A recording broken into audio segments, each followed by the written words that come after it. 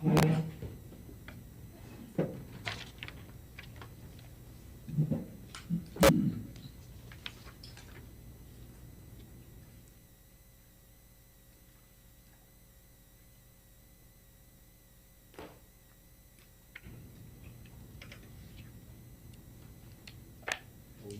good to go.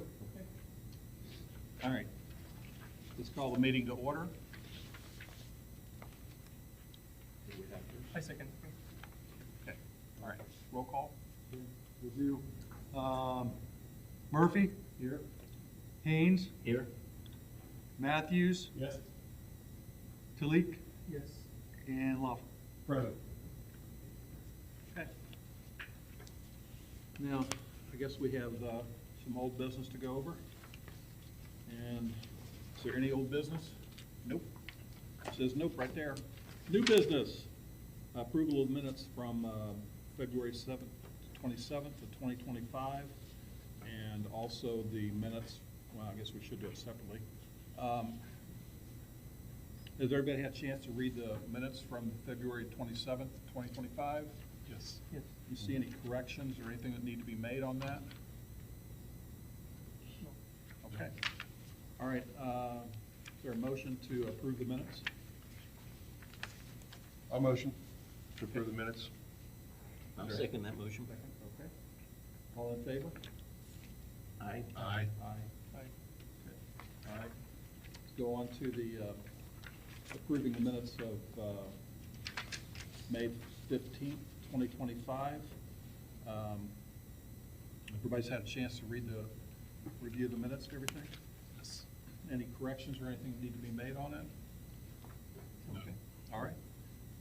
So make a motion to approve the minutes of May the 15th, 2025. I'll second that motion. Okay, let's do a roll call or vote on it. Matthews? Yep, go ahead. I abstain since I was not there. Okay. And the rest of us? Yes. Yes. Yes. Yes, okay, all right, the minutes are approved, May 15th, 2025, and we need to do the swearing part now, so if there is anybody here that would like to speak. Go ahead. Well, he's waiting for me. Ray, thank you. All people wishing to testify in this proceeding, please stand and be sworn in. Attorneys are not required to be sworn in. Do you solemnly swear to tell the truth, the whole truth, and nothing but the truth, so help you God?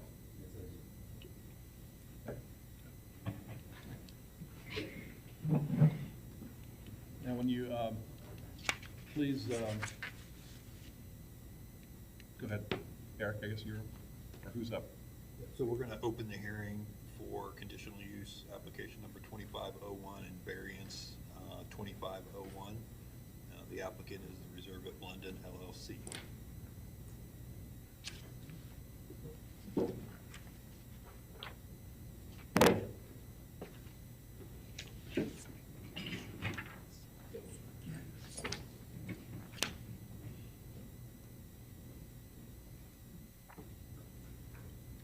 All right, thank you. Eric Moore, zoning director. This is case number CU 25-01 and variance 2501. It's conditional use and variance request. The location is at 5409 Woodville Court, Westerville, Ohio 43081. This is zoned R24, which is suburban apartment residential district. The applicable codes for this meeting are section 318.031, conditional use, dwelling structures and conditional use, and sections 318.45, maximum height in the deck. Some background on this property. The 7.285 acre application site is located at the eastmost end dead end of Harvin Drive. The lot is part of an R24 suburb apartment residential district. The site lies in Glengarry Woods subdivision of the township and is currently a vacant lot. The surrounding zoning and land uses: to the north is R8, or restricted urban residential. To the east is a state highway, I-270 and State Route 161. To the west is R-24, which is the suburban apartment residential. And to the south is the state highway, I-270, 161. The proposal is the applicant is proposing to develop the application site with 6 multifamily apartment buildings, 5 buildings containing 24 units, and 1 building containing 36 units. The subject site is zoned R24, suburban apartment district, where apartment use is permitted. However, section 318.31 of the Glidden Township zoning code requires conditional use approval for apartment buildings containing more than 12 dwelling units, provided the overall district density is not exceeded. Therefore, the applicant is seeking a conditional use permit to allow 1 proposed multifamily building to have 3 stories and 36 units. In addition, the conditional use permit, the applicant is requesting 1 variance to increase the maximum building height from 38 feet to 40 feet. As required by section 31845 of the code, by increasing the building height and unit count, the applicant can maximize open space and landscaping on the site while maintaining efficient land use. The applicant's request for conditional use permit to construct 6 3-story apartment buildings, with 1 being 36 units per building, could be permitted under section 318.031 of the Glidden Township zoning code, which allows for the apartment dwelling structures exceeding 3 stories or 12 units per building, provided the overall density of the district is not exceeded. The proposed development will not be compliant with applicable development standards without the applicant receiving variance maximum building height and density. There are no other structures of this size and density in the immediate area. Regarding the variance request, the applicant is requesting to increase the maximum allowed building height from 38 feet, as specified in section 318.45, to 40 feet, representing a 5% increase. A special note on there is the property owner may require additional variances from the development standards. For example, the application materials do not include dimensions for staff to determine if they would be required to obtain a variance or variances for lot area or coverage requirements outlined in section 314.41 of the zoning resolution.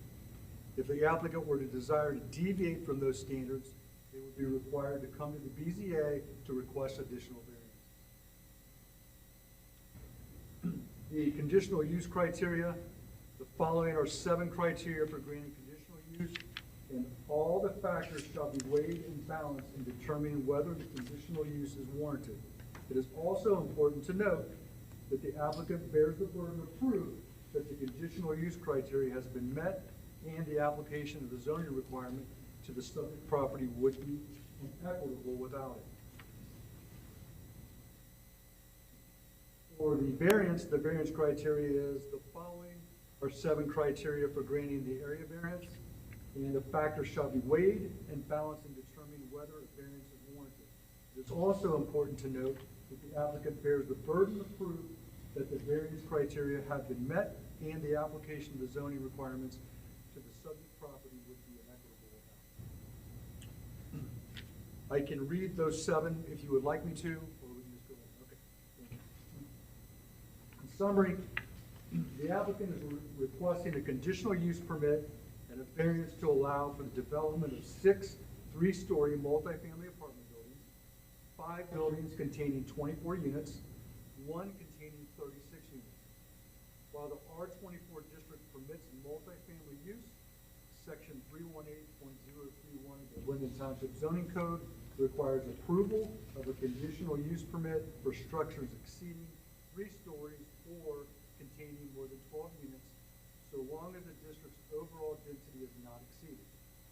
Additionally, the applicant is seeking a variance to increase the maximum allowable building height from 38 feet to 40 feet, which is approximately a 5% increase. The board must weigh and balance the criteria for both conditional use and area variances and determine whether the applicant has demonstrated that the application of the zoning requirements would create an undue hardship, that the proposed development would not adversely impact neighboring properties, public services, and align with the spirit and intent of the township zoning code.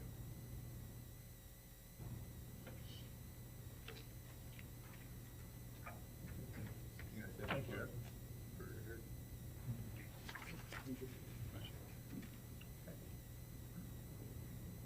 All right, are you gonna speak to it? I am. Should we ask questions as From, Eric? yeah. Got a question? I'm sorry. Nope, you're fine. Yes? So, No problem. practice.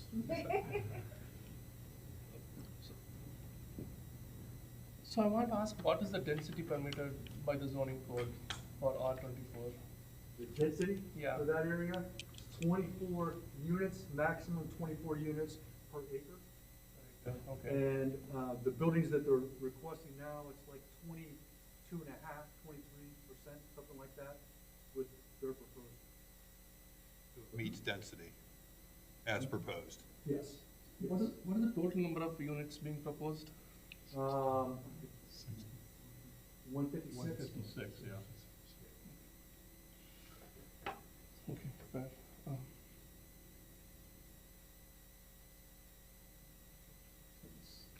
So density wise, they don't need a variation then, okay, that's sense. And how many floors, are permitted by the zoning code? How many floors for each building? Like three. Are they exceeding three? No. No. Okay. Okay, sounds good then. Okay, I think, do you guys have any other questions? Okay, I'm good. Thank you. Thank you. Okay, now It's Elizabeth. okay now. Okay. State your name for the record. Jill Tangeman, Roy Sater, Seymour, please. Thank you for allowing us to present this evening. I know in February, you met with my colleague Beth Seedor, who was unable to be here this evening, so I'm filling in for her. But I will give you a little bit of background. In 2019, I was here on behalf of another developer on this exact same site. And they similarly were seeking the opportunity to build units that had more than 12 units in them. In that case, it was all 24 unit buildings, and also seeking to increase the height. While they're all 3 stories, how you measure is different in every community. So any developer that's building typically a 3-story building, it's somewhere between 35 and 40 some feet, depending on how you measure that. In the case that how you measure, it requires most 3-story buildings to get a height variance to exceed it slightly, because of how it's measured. So in 2019, I was here for another developer, and this board approved the conditional use to allow for buildings that had 24 units each in them, and also allowed for a variance of 42 feet in height. I will note that developer ultimately walked away from the project, and we can certainly talk more, and I think probably you had discussion about this in February. There are some significant costs around this site for infrastructure, and that was a cost that they felt exceeded what they could really use for this particular location. So despite the fact that all the variances were approved, they never moved forward with that project. And so a lot of those costs are now sort of driving this return to the request to be able to have buildings that exceed the 12 units on the property through a conditional use. And then we're also asking for a slight variance here to allow for 40 feet. They are still 3 stories. Again, it's just every community measures them just a little bit differently, but most 3-story apartment buildings are designed in a similar manner to meet Ohio building codes, and so generally somewhere between 35 and 40-ish feet. So, as most of you know, this site is a little unusual in its configuration. I would say a lot unusual. I'm a Westerville native. I think I knew that site was there since I've been a kid. Had lots of friends that lived in the area next to it, but frankly, going past on the freeway, you don't really notice that it's even there. There's quite a bit of natural features on the property. And, maximizing the building space on this site really makes a lot of sense because it allows you to preserve those natural features on the site. So while we are not exceeding the density limitations on this site, building it all out with 12-unit buildings would likely eat into some of that open space and some of those natural features. So trying to get our buildings, our units into more consolidated areas, so we keep our buildings more central to the location, I think really enhances what's significant and nice about the site in terms of its trees and natural features, without really impacting this particular area. While it's true there is not a development that's exactly like this right in that area, this site is also incredibly hidden. So you really are going to, as I said, knowing that it was there, but not really ever able to see it. And I think that's going to continue to be the case, especially with a 3-story building. We did, from your comments in February, we certainly appreciated the fact that you were concerned about the increased density, and concerned about exceeding the 3 stories. And so we tried to address all of those things, but still making it a site that is frankly economically viable. Again, we have infrastructure improvements that have to be made, extension of utilities, likely some retaining walls and other things that are going to have to be built to make the site work, no matter what you build or how many units. But it's got to be economically viable to develop out the property. So I'll walk through just a few of our thoughts about the conditional use standards and the variance standards, and then I'll turn it back to you for any questions that you have.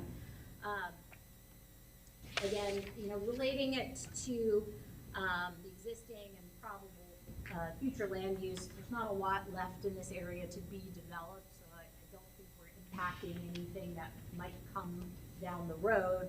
And given its location, I really think your ability to see this site is going to be pretty minimal. There's going to be a really pretty significant difference setback between this site and the single family that's adjacent to the site. There are going to continue to be a lot of trees there. So again, I don't think that there's going to be really any impact on the neighboring property owners. It's our intention to make sure that this property is designed, constructed, maintained, that's appropriate and harmonious with the zoning code. We have, the developer here has another property adjacent to this site. It's been well maintained, attractive in design, has nice landscaping. I think it's an asset to the community. That's what we intend to do here. Now, I know everybody would like to have a lot more details in terms of exactly what everything's going to look like, but frankly, until we know what kind of buildings we can build, we can't design them. So we need to know, are we allowed to build 24-unit buildings? Are we allowed to have, the height increase? Then we can design those buildings in an appropriate manner. But given the history that they already have in this community, hopefully that carries some weight and understanding that we're going to make sure that this is developed in a harmonious way.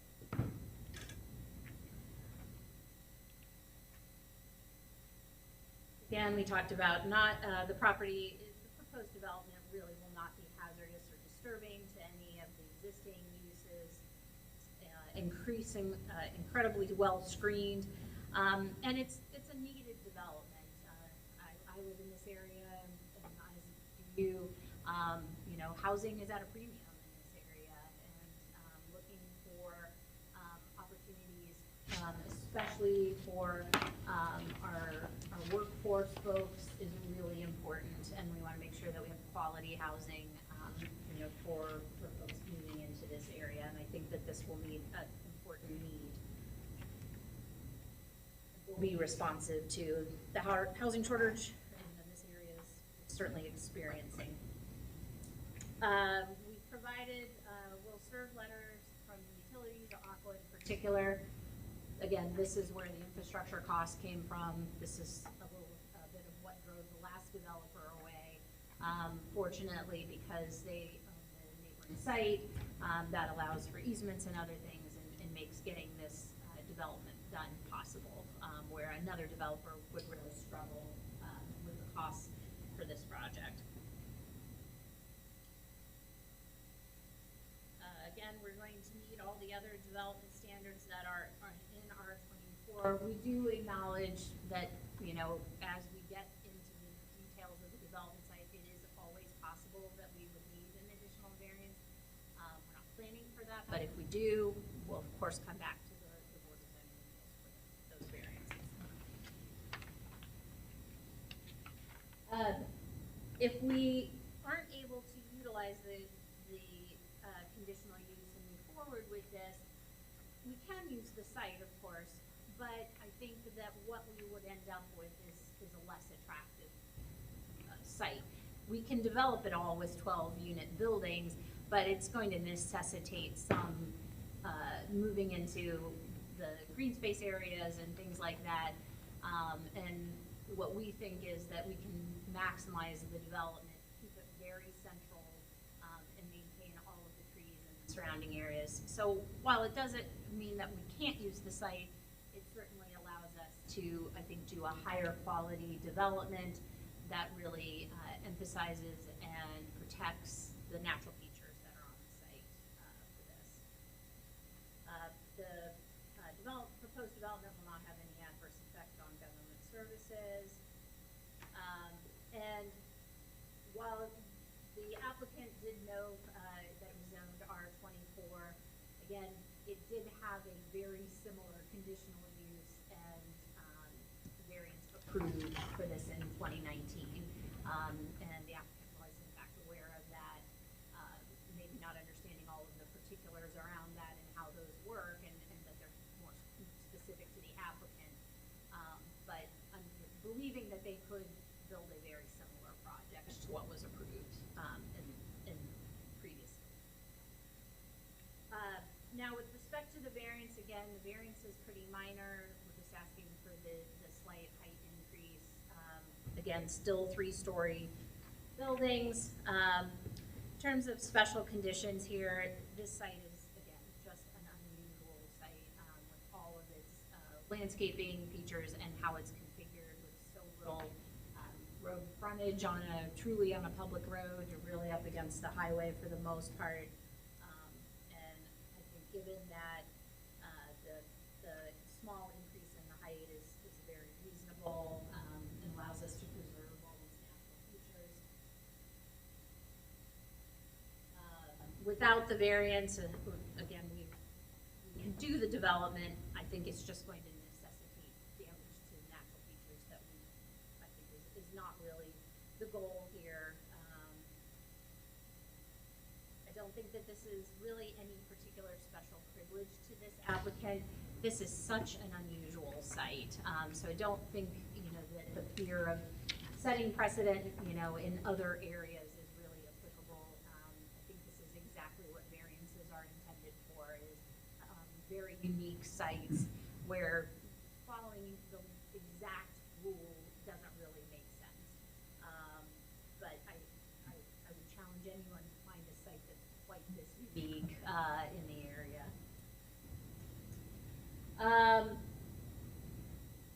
If, you know, again, while, you know, we may be able to develop the site without the variance, I think it's going to result in something that is not as appealing, and I think doesn't serve the community standards the same way as keeping all of our development interior to the site and really maximizing the preservation of all of the open space. And finally, it's a pretty minor variance. You know, again, I think we're meeting the intent of the zoning code here by staying under, you know, at 3 stories. How it's all measured, so we're just trying to be realistic about what a typical three-story apartment building looks like, and knowing that, a little bit of room in that definition helps us design something that's appropriate. So I'd be happy to answer any questions that you have, and I appreciate your time. Any questions for Jim? The adjacent property, you said something about the development, Yes, where's that at? it's the Linden Townhomes at Linden. Townhomes at Oh, Linden. townhomes, okay. That's, any kind of traffic control, has that been We're looked not at, at or- that point yet. Okay. Again, once Only we one have- way in for all that There's traffic. really not a whole lot of options. Understand.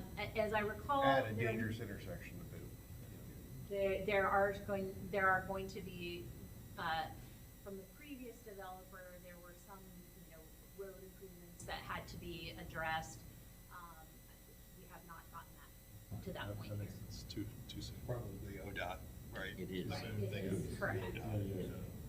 It'd be too soon. Be nice if you could have your own little exit for, at least for the construction period, right off that interchange right there. Yeah. I don't know if they're gonna let us do that. but- Maybe if you pay for it for the time being, but yeah. So the nature that you're talking about by the hillside, you're gonna leave the trees on the hillside. Correct, And yes, so you'll still, from the stream up, you'll see the trees up correct. from the park. Yeah, exactly. I mean, the goal is to preserve all of that stream You won't be able to see the stream, but it's over a hill. but- area. Right, yeah. On the, Aqua did a letter on January 31st of 2025 addressing the increased possibility of, waste that might need to be upgraded and everything. That was based on 192 units, and you've dropped it down to 56. So is that going to satisfy Aqua or you? Yes, we've talked to them, and I think we talked to the zoning inspector when we applied, and since there was such a significant decrease in the units, they didn't think it was necessary for a new letter. Okay, great. Have you ever thought about, I'm concerned about the traffic pattern and stuff like that, about school buses going in there, picking up kids and stuff like that. Has there been any thought about making it a 55 and over unit project? And that way we'll eliminate school buses, basically.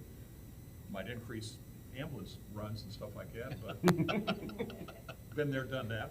Just thought, has any thought about that, possibly making it 55 and over? Or?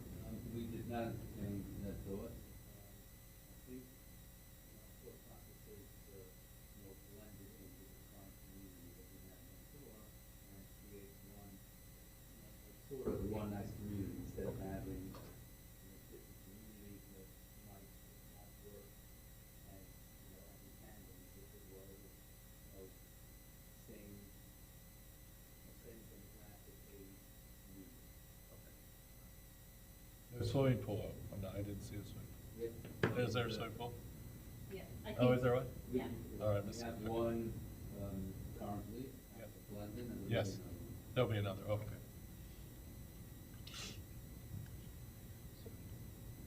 I want to ask, like, what are the primary changes between the previous proposal and the current proposal? From the February proposal Yeah, that you saw, previous proposal to the same commission, yeah.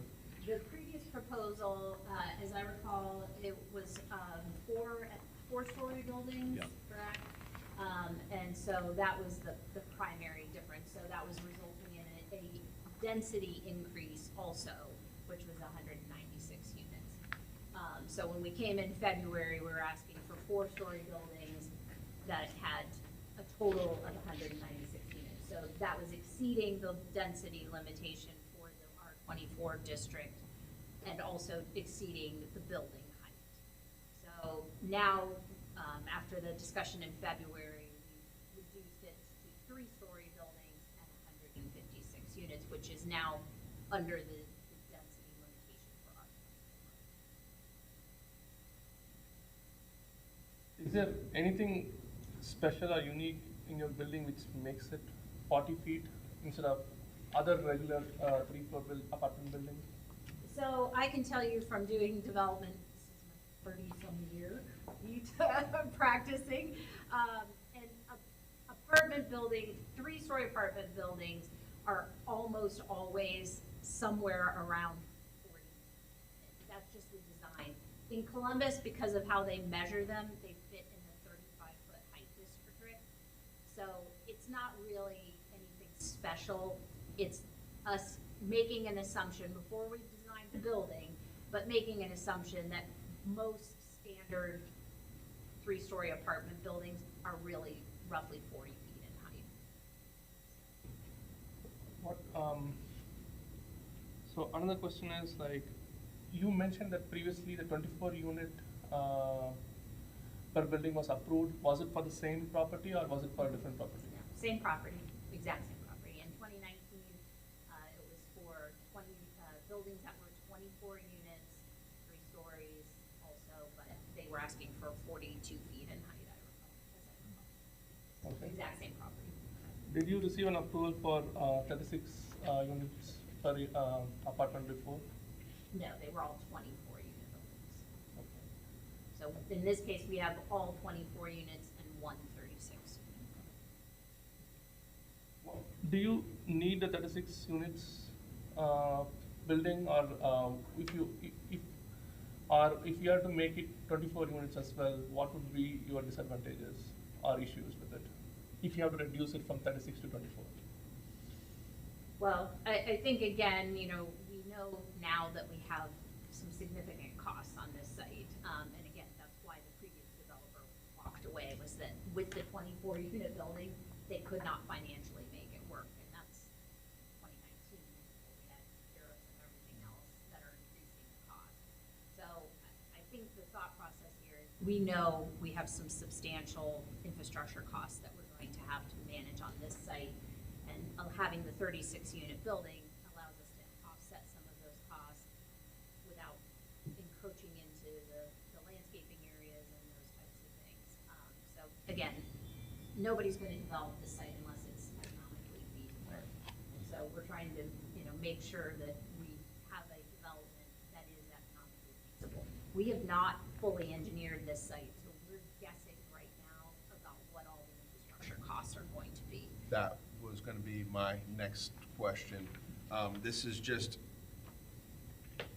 precursor to make sure that if we grant you the variance, you're okay to go with something like this. But my next question would have been with my background, so to say, is I imagine these buildings are going to be fire sprinklers.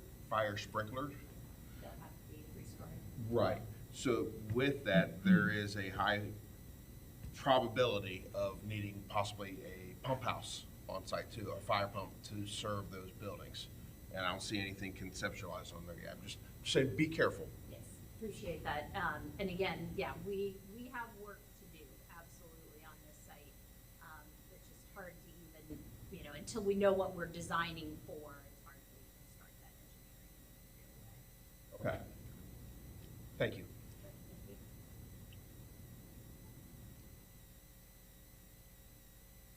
Have any other questions? Joe? This time? Have you considered the option of like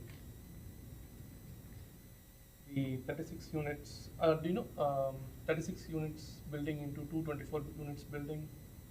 How would it impact you? Well, you mean if we did a 24 unit and a 12 unit separately?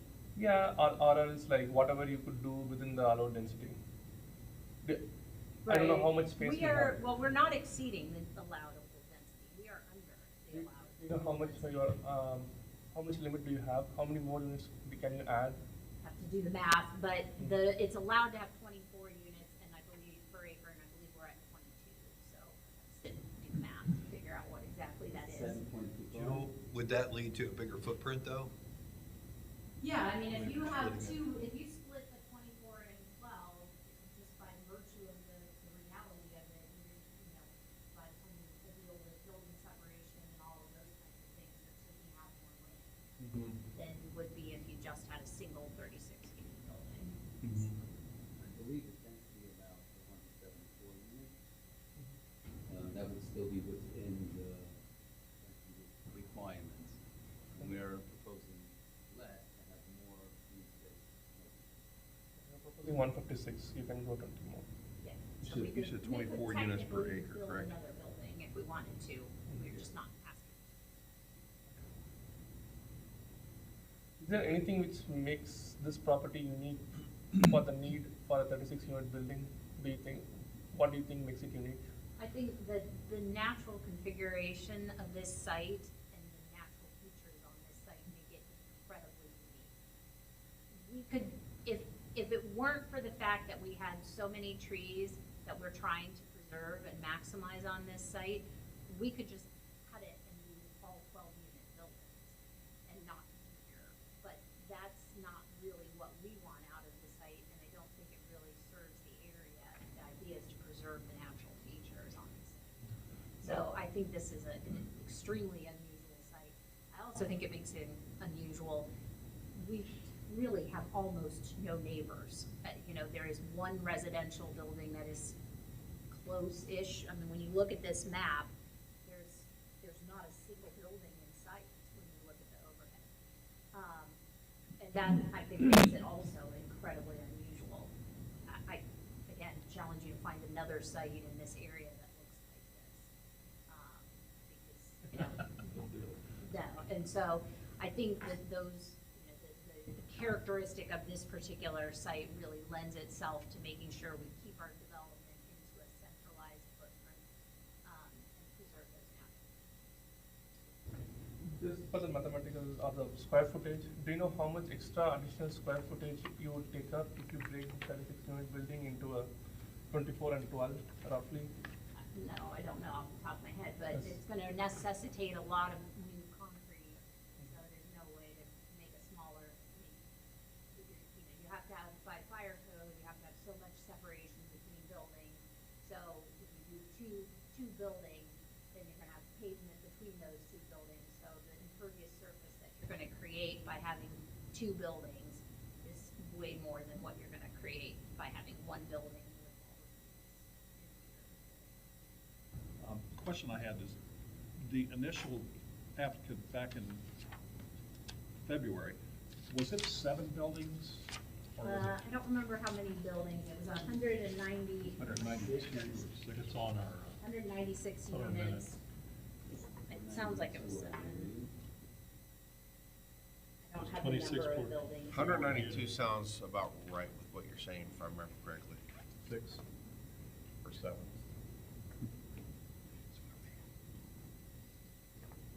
Minutes. The maximum height for the building was 56 feet, density was 26.4 units per acre. But there was, I don't have the number of buildings on the minutes, but, I think that was on the conceptual plan or something like that, but Yeah.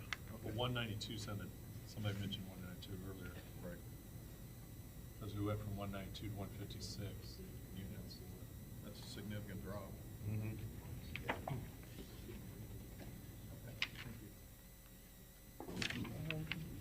Will you have, is it, do you know would each unit have a single car parking? Or is it like, what is the number of car parking, do you know, or? Again, we haven't engineered this, so right now we're following code, which I believe is 2 units per space. Two parking spaces per unit. Okay. There, I read something that there was a variance for this already, for this property, to get 1.8 spaces That per. was in the 2019 with the previous Yeah. developer. They Yeah. asked for a variance that was approved to 1.8. Mm-hmm. We're not currently. Relative to parking. More parking spaces is better, I understand. Yes, yeah. Less angry tenants. Yes. The prior proposal was 6 buildings with 32 units per building. That was the prior. That'd be That would be 192. 992.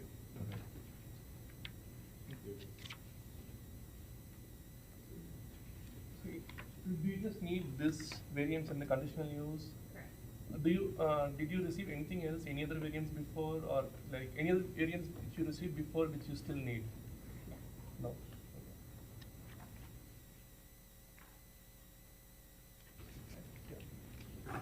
Anybody else have any other questions or at this time?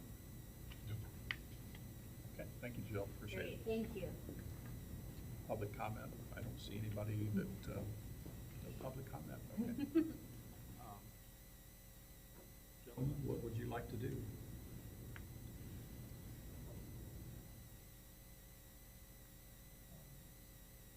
Can I ask Eric a question? After, hi, Eric.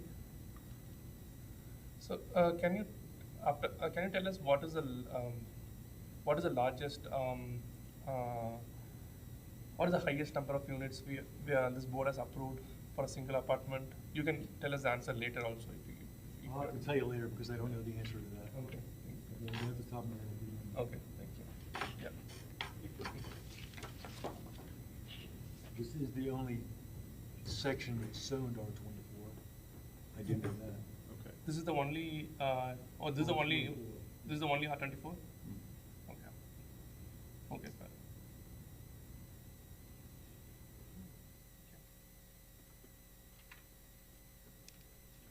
The building's just 3 stories, is that what his question is? Units.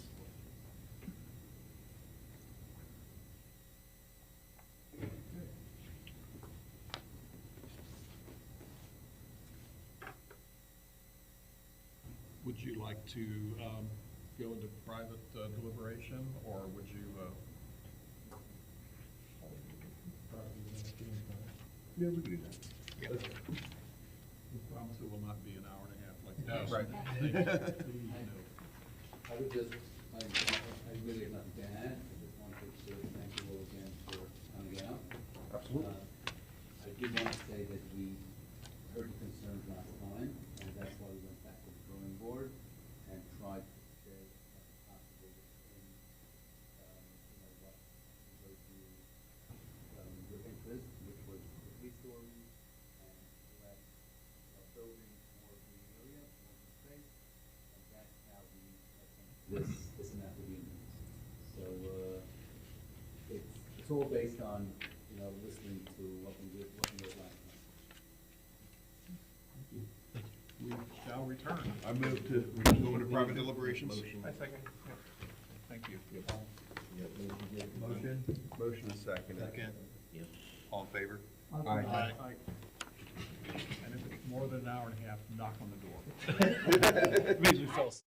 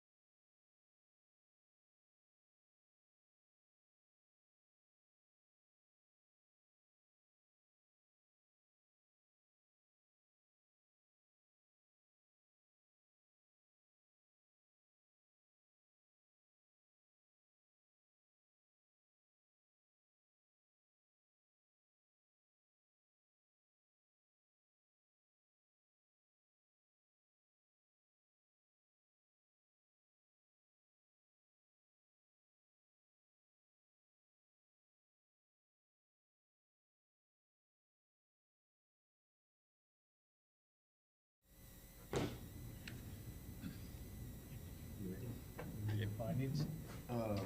Motion to return from private deliberations. Second that motion. Aye. Aye. Who made the motion? First one? Matt. Matt, second? Mark. Thank you. And it is 7:35. All right, this board finds and determines that the applicants have met the requirements of section 815.44 8.41 of the zoning resolution and approves the conditional use permit as submitted in the application dated 8/14/25. Okay. Second, Roll call vote? we need a second first. A second. Roll call. Okay. Who made the motion? Sorry. I made the motion, Okay, cool, Matthews. Cool. Murphy? Aye. Haynes? Aye. Matthews? Yes. Talik? Aye. And Lawler? Yes. Right. Second is, the board finds and determines that the applicants have met the requirements for an area variance and approves a 2-foot variance from a 38 to a 40-foot from the variance, from the Blendon Township zoning resolution, section 318.45, maximum height requirement. A second.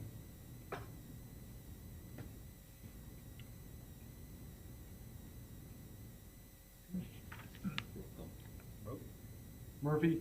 Yes. Haynes? Yes. Matthews? Yes. Talik? Yes. Lawler? Yes.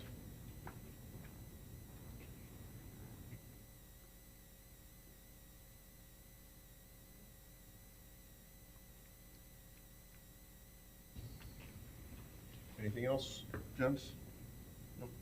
Motion to adjourn? I second. And we will do the next meeting per required, or, We have a meeting next month. yes. Yes. There will be a meeting next month. Yep. Adjourned at 7:37. Thank you.